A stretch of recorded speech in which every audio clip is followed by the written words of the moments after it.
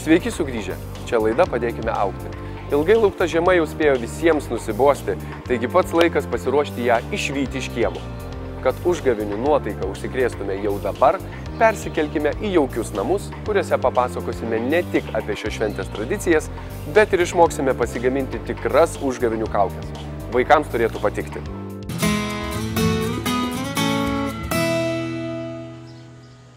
Šiais metais gražiausias žiemos šventes sutikome be sniego. Ilgai užsitęsus darganai nejučia ėmėmės ilgėtis tikros žiemos. Ir ar nekeista, kad ką tik sulaukę jau netrukus varysime ją iš kiemo? Užgavėnės lietuvių liaudies tradicinė šventė, kuri anksčiau buvo švenčiama net 3 dienas. Ši šventė neturi savo tikslios datos, nes yra kilnojama nuo vasario iki kovo pradžios. O kada užgavėnę švęsime šiemet? Teiraujamės etnomuzikologės Dalios. Užgavėnių data nustatoma nuo senų pagal mėnulio kalendorių, pagal Velykas. Tai prieš Velykas 7 savaitės užgavėnės švenčiamas ir būtent antradienį. Užgavėnės žiemos išvarymo šventė. Visos tos dienos apeigos yra tarsi atsisveikinimas su šiuo metų laiku. Anksčiau, kai dar nebuvo jokių traktorių, kombainų ir kitos ūkyje gelbstinčios technikos, žmonės užgavėnių dieną trepsėdavo, budindavo žemę, kad kuo greičiau prasidėtų žemės darbai ir būtų galima pasipildyti maisto atsargų. Užgavėnių dieną pirmiausiai buvo būtinos sočios ir riebios vaišės. Antras dalykas tai svečiavimasis arba važinėjimas vieni pas kitus, linkėjimas gerų metų ir tarsi toks žiemos palydėjimas kitiem padėti. Dar trečias, kas turėjo būti būtinai, tai supimas. Supimasis simbolizuodavo sveikatą ir gerus ateinančius metus. Užgavėnės sunku įsivaizduoti ir be kaukių. Anksčiau persirengėliais buvo suaugę žmonės, tik vėliau jais tapo ir vaikai. Pačios seniausios kaukės buvo gyvulių. Meška simbolizuodavo turtą, gervė jaunoms merginoms pranašaudavo poringus metus, o ožys vaisingumą. Laikui bėgant atsirado ir atėjūnų kaukės – žydelis, vengras gydytojas, čigonai. Visos tos kaukės yra tokios pakankamai baisios ir darydavo jas kuo baisesnės, sako. Bet sako tam, kad žiema įsigastų ir pabėgtų. Kaip ir šiais, taip ir anais laikais niekas nieko dykai neduodavo. Persirengėliai būdavo pasiruošę dainą, eilėraštį ar galų gale gražų palinkėjimą. Tiesa, atsidėkodavo žmonės anuomet lašiniais, obuoliais, blynais. Apie pinigėlius ypatingai vaikai net nesvajodavo.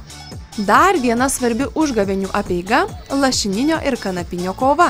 Šie personažai atspindi Mesijėdos ir gavėnios laikotarpius. Žinoma, laimi kanapinis, nes netrukus prasidės gavėnia, truksianti 7 savaites. Taigi per užgavėnes reikia kuo daugiau linksmintis ir juoktis, nesudeginus morę baigėsi ir linksmybės. Su tą morę reikia žinot, kad sudega visos tarsi žiemos blogybės, visos ligos, viskas.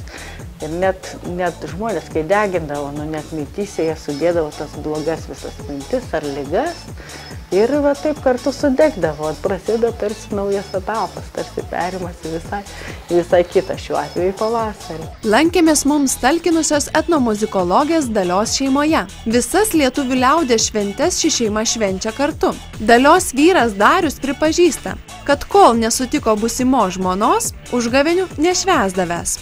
Iš tikrųjų, kada persirengi kažkokią mešką ar kitų personažų, tai tiesiog įsikūniji, nori įsikūnyti ją ir jautiesi tą mešką, eini per pusnis 10 km, voliojasi po žemę.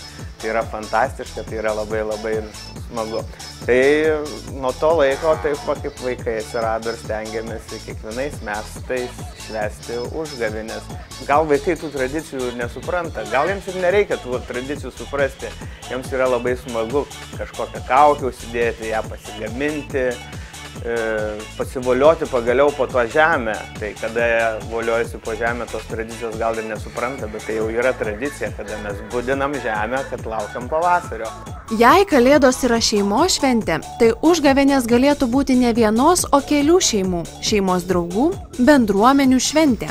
Lankymasis vienų pas kitus, tradicinių dainų dainavimas ar tiesiog buvimas kartu, sako šeimos galva Darius. Judviejų šeima šventėms ruošiasi iš anksto, kaip ir šįsyk užgavėnėms.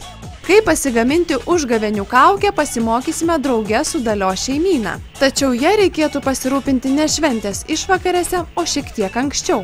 5 dėžutės plastelino turi būti. Tai va, ir tada jau įsilipdyti, kokį norite formą. Tai reiks plėvelės, paprasčiausios maistinės plėvelės. Paskui lipalą maišom per pusę su vandeniu, paprasčiausiu klijų, paprasčiausiu vandenuką, aišku, balto popieriaus ir laikraščio. Maistinę plėvelę uždedam ant tos kaukės. Kraščiuko ir labai gerai prispaudžiam.